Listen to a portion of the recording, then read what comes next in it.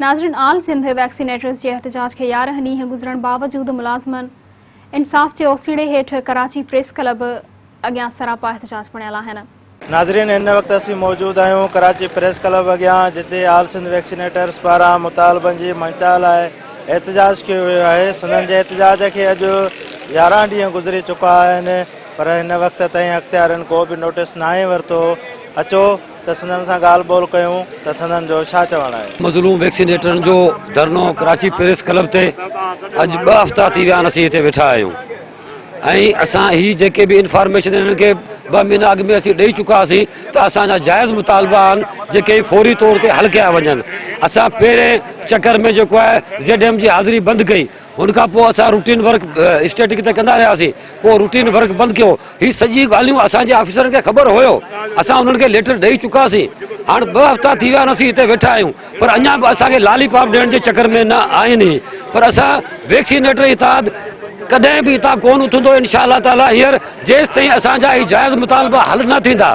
असां VW जे platform तां उन्हनि बाला ऑफिसरनि ऐं बाला क़यादत खे ॿुधाइण था चाहियूं त साईं असांखे हिते 12 ॾींहं आहे अॼु, असां हिते सरापा एहतजाज आहियूं, पर अफ़सोस सां चवणो थो पए त असां वटि हिन महिल ताईं असां वटि जेको आहे त को लड़ी न आयो आहे। असां निहायती ॾाढा परेशान ऐं पंहिंजे बच्चनि खां परे आहियूं ऐं रोज़नि जी हालत में हिते प्रेस क्लब ते वेठा आहियूं ऐं गुज़ारिश था कयूं त महिरबानी करे असांजे बच्चनि ते रहम खाई ऐं उन्हनि बच्चनि ते रहम खाओ जेके हिन वक़्तु 11 मोहलिक बीमारियुनि खां बचाव जा टुका जंहिंखे नथा लॻी रहिया आहिनि, उन्हनि खे बीमारियुनि खां बचाइण जे लाइ जेको आहे त फिलफोर असांजो जेको जाइज़ मसइलो आहे उन ते एक्शन करे उनखे जेको आहे नोटिफिकेशन जारी कयो वञे। महिरबानी करे असांखे असांजा जेके जाइज़ मक़ासिद आहिनि उहे पूरा करे ॾियो त जीअं असां वरी वञूं पंहिंजनि सेंटरनि ते वञी ग़रीब बचड़नि जी, मासूम अल्लाह जी मख़लूक जी जेका आहे असां सेवा करियूं,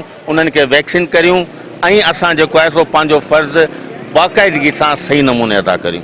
असां जेके पूरी सिंध जा वैक्सीनेटर 6 स्केल में कमु करे रहिया आहियूं। बक़ाया जेके सूबा आहिनि जिन में 9 स्केल आहे ऐं कंहिं में जेको आहे 12 स्केल आहे।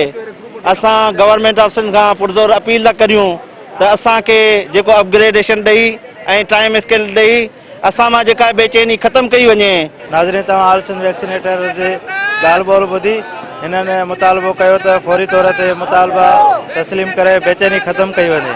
अख़्तियारनि खे घुर्जे त फौरी तौर ते नोटिस वठी लखें ॿारनि जी ज़िंदगी बचाई वञे। कैमरामैन असलम सुमरो सां गॾु अल्ताफ़ चन्ना, मेरान न्यूज़, कराची।